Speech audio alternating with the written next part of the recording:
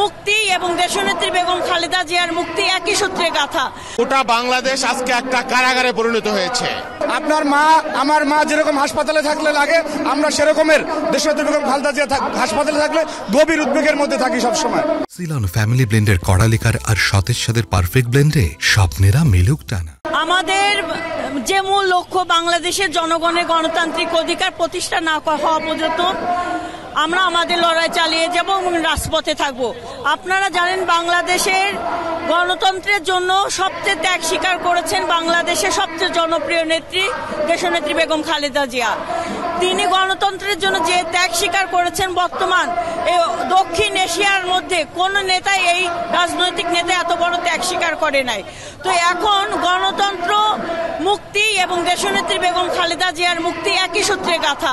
তো আমাদের চলমান যে আন্দোলন, এই আন্দোলনের প্রথম ধাপ হচ্ছে দেশনেত্রী বেগম খালেদা জিয়ার মুক্তি। কারণ নেত্রীর মুক্তি হলে বাংলাদেশের জনগণের মুক্তি হবে, গণতন্ত্রের মুক্তি হবে এবং সেই সাথে স্বৈরাচারের বিদায় হবে। সেই চূড়ান্ত লক্ষ্য অর্জন না করা পর্যন্ত আমরা রাজপথে আসি থাকবো। গোটা বাংলাদেশ আজকে একটা কারাগারে পরিণত হয়েছে। বাংলাদেশকে একটি আধিপত্যবাদের করদ রাজ্য পরিণত করে এই সরকার সেবা দাসের ভূমিকা অবতীর্ণ হয়েছে এবং দেশপ্রেমিক জাতীয়তাবাদী বেগম খালেদা জিয়া সহ বাংলাদেশের হাজার হাজার লক্ষ লক্ষ দেশপ্রেমিক জাতীয়তাবাদীর উপর অত্যাচার নির্যাতন হচ্ছে। আপনি জানেন যে বেগম খালেদা জিয়াকে অন্যায়ভাবে দীর্ঘ 8 বছর প্রায় কারাগারে আটক রাখা হয়েছে। অন্যদিকে চিহ্নিত সন্ত্রাসী, দুর্বৃত্ত, দুর্নীতিবাজ বাংলাদেশকে শাসন করছে। এর প্রতিবাদে আজকে হাজার হাজার লক্ষ লক্ষ মানুষের এই সমাবেশ। আমরা বিশ্বাস করি এই সমাবেশের মধ্য দিয়ে যে বজ্রকণ্ঠে আমরা আওয়াজ তুলব, ফ্যাসিবাদ নিপাত যাক, গণতন্ত্র মুক্তি পাক, খালেদা জিয়া মুক্তি পাক।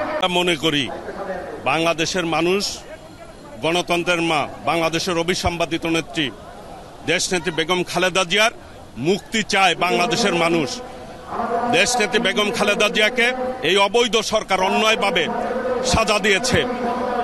আজকে অসুস্থ অবস্থায় এবার কেয়ার হসপিটালে রয়েছে, মৃত্যুর সাথে পাঞ্জা লড়ছে। জাতীয়তাবাদী শক্তির প্রত্যেকটি নেতাকর্মী বাংলাদেশে গণতান্ত্রিককামী মানুষের হৃদয়ে রক্তক্ষরণ হচ্ছে। আমরা মনে করি দেশনেত্রী বেগম খালেদা জিয়া মুক্ত হলেই বাংলাদেশের গণতন্ত্র মুক্ত হবে এবং দেশনায়ক তারেক রহমানের নেতৃত্বে ইনশাল্লাহ এই সরকারের পতনের মধ্য দিয়েই বাংলাদেশের জনগণ গণতন্ত্র পাবে ইনশাল্লাহ। ভাবে বাংলাদেশের গণতন্ত্রকামী মানুষের কাছে একটি আবেগের নাম দেশনেত্রী বেগম খালেদা জিয়া এবং আমরা যারা জাতীয়তাবাদী পরিবারে আছি তাদের আবেগ অনুভূতির এক অবিকল্প ব্যক্তির নাম হচ্ছে দেশনেত্রী বেগম খালেদা জিয়া।